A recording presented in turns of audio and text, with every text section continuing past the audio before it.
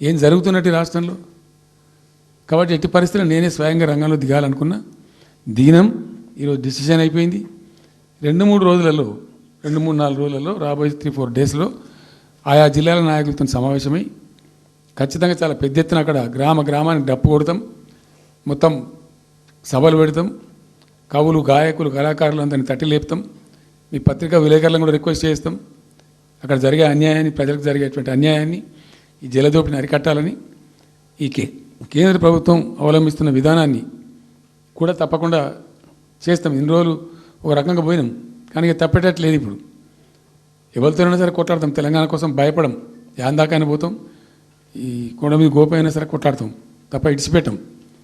ఇక్కడ ఏమి ముఖాలు చూసేది కానీ ఇంకోటి కానీ నైసిటీస్ ఏమి లేవు. There is no nicety at all. Will fight, డెఫినెట్గా ఫైట్ చేస్తాం.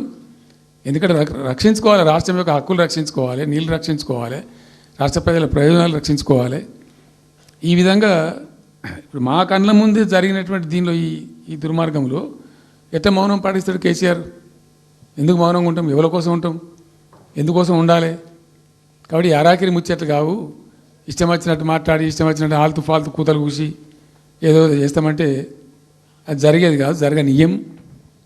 రెండవది, ఈ ప్రభుత్వం కూడా సర్వభ్రష్ట ప్రభుత్వం,